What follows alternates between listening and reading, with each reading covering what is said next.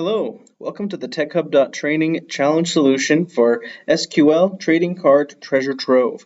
Today we'll be walking through how you could, as a data analyst, help a local pawn shop owned by Derek J. succeed more in the baseball trading card market by helping him answer a few questions using your beginner SQL knowledge. So let's start by downloading the file. Once you've downloaded the file, you'll see there's 4 queries and 3 tables. So if you go to the database tools and look at the relationships, you can briefly see how these tables type together. You can see there's a collections table, which has the collection ID and the collection name, as well as some other features. A cards table, which is just how you identify each card. We can see cards belong to a collection. Sales table, each sale consists of at least 1 card, so we can see there's the card ID there. Well, knowing these relationships is very important if you ever want to join tables together. So I'll close this for now, but as you're solving the challenge, feel free to use the relationships to get to know the data a little bit better, and it should help you build your queries a little bit faster. So I'll go ahead and close out of this. And then let's start with query 1. So you can see that we're starting with our default select star statement here, but we want to focus on how we can modify it to answer Derek J's question, which in this case, he's asking for which cards in his collection are of the ultra rare rarity. And we want to return all columns. So what's nifty about this is this star here is just an easy way to highlight all columns and all rows in a table. So we already have the select statement taken care of. We already have the from statement taken care of because he wants to know which cards have this rarity, and the only thing we need to do is be able to filter it on the cards that are ultra rare rarity. To do this, we need to add a where statement, and we want to do it like this. So we want to say where, and then we want to make sure we're referencing the correct columns when we're defining our where statement here. So we want to say where rarity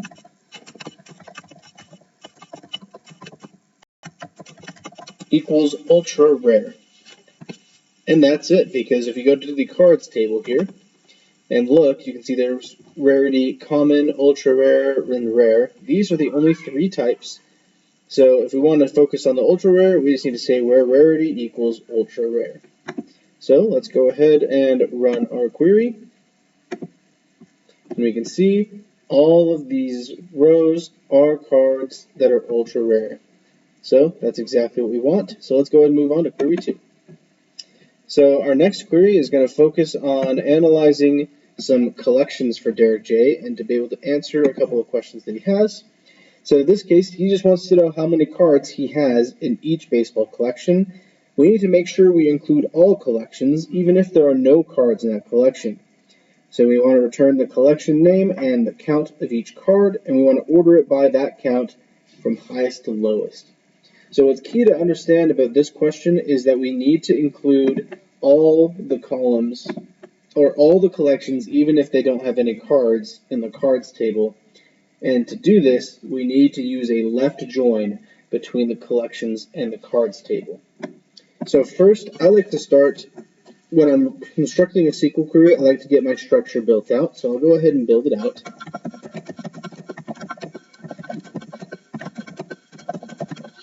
So you can see select from, where, group by, having, order by. These are the 6 main statements in a SQL statement, and we can use this to kind of build and see which ones that we are going to use and which ones we might not need. So let's go ahead and start in the from statement because we know we're going to want to join the collections and the cards table, and I'll also show you guys how to alias tables to make it a little bit easier and have a little bit less typing as we do this. So first, let's start with the collections table. And then if you want to alias the table or give it a nickname, we can say as CO. Now anytime we're calling a column name, we can reference CO instead of collections. And then we're going to do a left join the cards table as CA this time, and then we're going to have to define the relationship. Both of these share a collection ID column, so this is what we're going to use. Alright, next let's focus on our select statement and see what we want. So we know from the problem we're going to want the name of the collection. We'll go ahead and grab that from the collections table, co.collection name. And I also want to do a count of all the cards in each collection. When I do a count on a table of all records, I always default to the primary key or the ID column because we know that this is going to be a unique value for every row. So to do this, let's go back to query 2, and we're going to do count this time, and we're going to say ca.cardID. And then we're going to label this card count using as, just like we did on the from statement. So in this case, the where statement is used for filtering. In this case, we aren't filtering, we're just trying to gather information, so let's get rid of the where statement. The group by is used anytime we have an aggregation in the select statement so that we can filter the records or we group those aggregations by certain columns. The way that I remember this is basically if there's any sort of aggregation, anything that's not an aggregation in the select statement needs to be in the group by. So in this case, we can just copy down the collection name here. Having is used when we want to filter the count. In this case, we don't care. We want to include all of the counts. So let's go ahead and get rid of the having. And then for our order by, we need to order by the card count descending. So in this case, we can't do this, like you might be tempted to. You'll run into an error, because it's going to be like card count doesn't exist. So I'll go ahead and show you what that error looks like. You guys might know this. They'll have this, what's a card count? It doesn't know. So instead of a card count, you have to actually specify the aggregation itself. So we do count ca.cardID, descending, click run, and it should work just right. Ageless Wonders has 0 cards in it. Man, Derek J needs to get on that, get some more cards there. All right, let's save our query and move on to query 3. And yeah, I didn't save that one. Make sure you're saving everything. So double click the query. Again, we're going to bring up our default. Let's go ahead and get our setup here. Perfect. And now let's read the problem and see what Derek J is wanting to know. So in this case, he wants to know which baseball teams have the most player cards that are rare or ultra rare. And we also want to only return the baseball teams that have at least 10 cards that fit this criteria.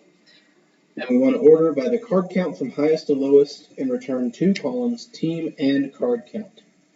So in this case, everything we need is actually going to be in the card table. Because if you think about it, we're wanting to know rarities of ultra rare or rare. We want to know team names, and we want to know the count of cards. So all of that's here. So let's go ahead and focus on the cards table only. So the from statement is going to be very easy. We're just going to say from cards. No need to alias here because we're not joining tables, and all the column names we can just call the column names themselves because we're only referencing one table, so access won't be confused. So we know we're going to want to return the team name, which is going to be known as team, and then we're going to return a count, so we're going to do another count, and we're going to want to label this card count. And then this time we are going to want to filter. So he wants to know all the ones that are rare or ultra rare, or in other words, he wants to know which ones are not common not common rarity. So we can actually just do this. We can just say where rarity is not common, and that will fix it. That's a more efficient way to do it because we know there's only 3 types of rarity, and so this is just an easy way to do it. Following our rule from earlier, we can group by team.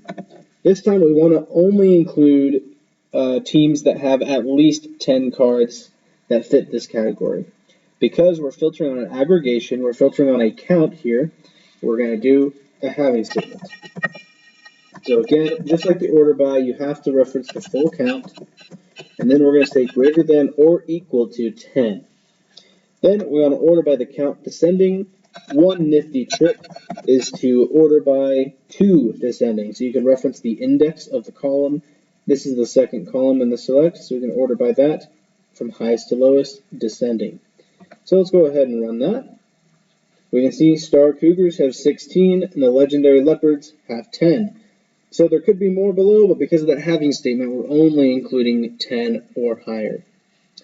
All right, let's go ahead and save, and then we can move on to query 4, the final one.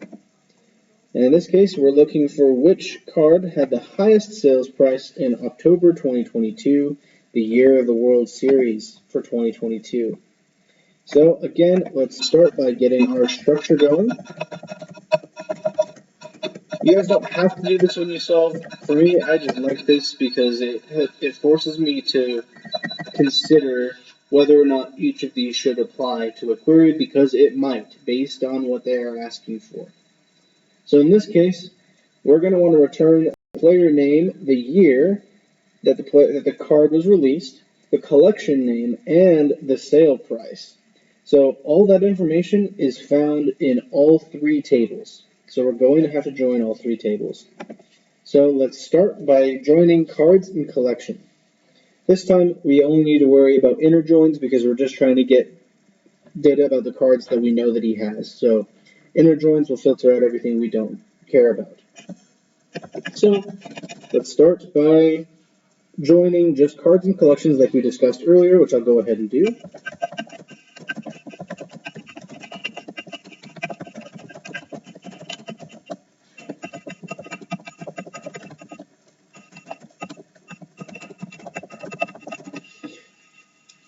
Great. Perfect. So this follows the same conventions we did earlier with aliasing and then defining the relationship. But we also know we need to join the sales table. In Access, in order to do this, you actually need to use parentheses to group the first table together before you finish your join. So when we're going to do our second join, we can just start from here to join the sales table. So I'll go ahead and do that. And again, we're going to be using another inner join.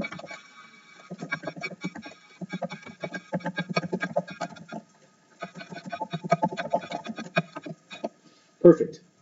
So now I've joined the cards table to the collection table and then joined that table with the sales table. So now we have all the data we need to be able to get the answer that Derek J wants.